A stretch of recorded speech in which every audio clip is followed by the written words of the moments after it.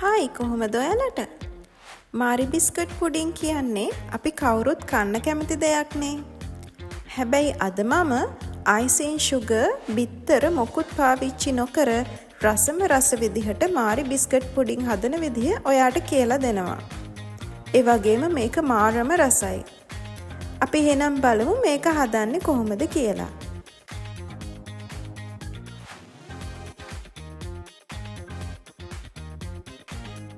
ඉස්සෙල්ලාම මම භාජනයක් අරගෙන ඒකට එකතු කරගන්නවා කොකෝවා පවුඩර් මේස හැඳි 5ක්.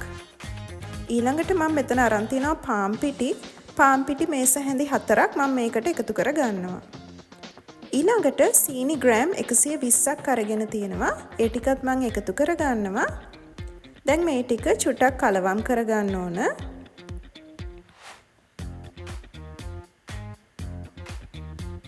මෙතන මං අරන් තියනවා කිරි මිලිලීටර් 600ක්. මං අරගෙන තියෙන්නේ ෆ්‍රෙෂ් මිල්ක්. දැන් මේ කිරි වලින් චුට්ටක් භාජනයටම එකතු කරලා පොඩ්ඩක් කලවම් කරගන්නවා.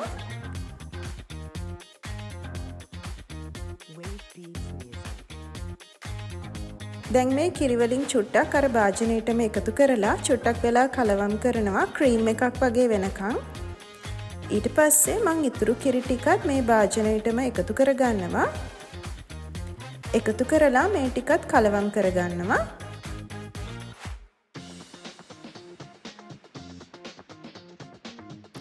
ඊට පස්සේ මම මේ භාජනය අරගෙන ලිපෙන් තියලා අඩු ගින්දරේ මේ ටික කලවම් කර කර හදා ගන්නවා. ඉතින් මේ මිශ්‍රණය කලවම් කරන එක නවත්තන්න නැතුව අපි දිගට මේ විදිහට හැඳි ගන්න ඕන. ටිකක් වෙලා යනකොට මේ මිශ්‍රණය මේ විදිහට උකු වෙනවා.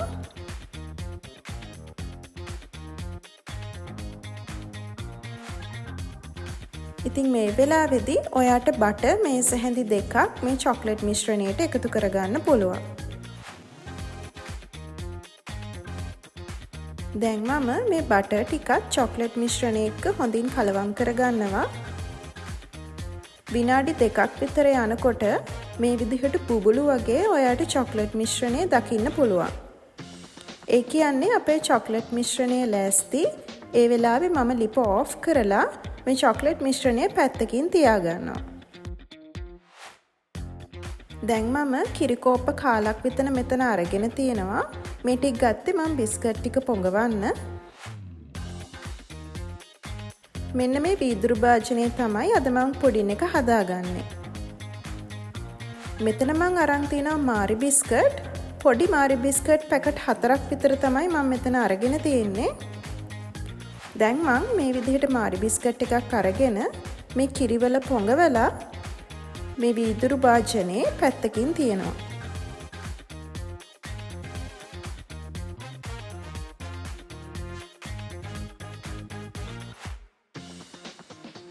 ඉතින් මේ විදිහට මම මාරි බිස්කට් කිරිවල පොඟවලා මේ විදිහට ලස්සනට තියාගන්නවා මේ වීදුරු භාජනයේ.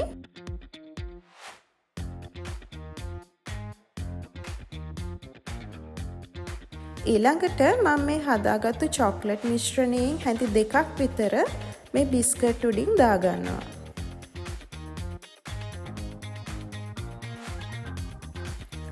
ඊට පස්සේ මං හැන්දක් අරගෙන මේ දාගත්තු චොක්ලට් මිශ්‍රණය හැම මාරි බිස්කට් එකක්ම වැහෙනකම් මේ විදිහට අතුර ගන්නවා.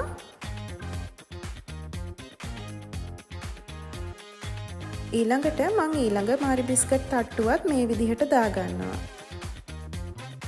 ඉතින් මේ වගේ මම මාරි බිස්කට් තට්ටු 3ක් දාගත්ත මේ පුඩින් එකට. ඒ වගේම චොක්ලට් මිශ්‍රණයක් දාගත්තා. මේ මං දාලා තියෙන්නේ අන්තිම චොක්ලට් මිශ්‍රණය. ඉතින් මේක මේ විදිහට උඩ ඔක්කොම ෆ්ලැට් කරලා මේ මිශ්‍රණය මම පැය 3ක් විතර ෆ්‍රිජ් එකේ තියාගන්නවා. ඉතින් මේ තියෙන්නේ මම ෆ්‍රිජ් එකෙන් අරගෙන පැය 3කට පස්සේ අපේ මාරි බිස්කට් පුඩින් එක. ඉතින් මේ පුඩින් එක සරස ගන්න මම උඩින් කුඩු කරගත්තු මාරි බිස්කට් එකතු කරගන්නවා. ඉතින් මේ තියෙන්නේ අපි හදාගත්තු මාරි බිස්කට් පුඩින් එක. මේක ගොඩාක් රසයි. ලොකු පැණි රහක් දැනෙන්නෙත් නැහැ. අපි icing sugar එකතු කරගත්තේ නැති නිසා. ඉතින් මේ විදිහට ඔයාට ලස්සනට රසට මාරි බිස්කට් පුඩින් එක හදන්න පුළුවන්. ඔයාගේ ගෙදර අයත් ගොඩාක් කැමති වෙයි. ඉතින් අපි කපලා බලමු මේකේ ඇතුළ කොහොමද තියෙන්නේ කියලා.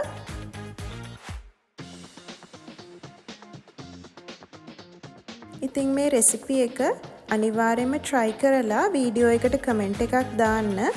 මේ වීඩියෝ එකට ඔයා කැමති නම් like කරන්න, ඒ වගේම channel එක subscribe කරන්නත් අමතක කරන්න එපා. තවත් රසම රස රෙසිපි එකකින් අපි ආයෙත් හමු වෙමු.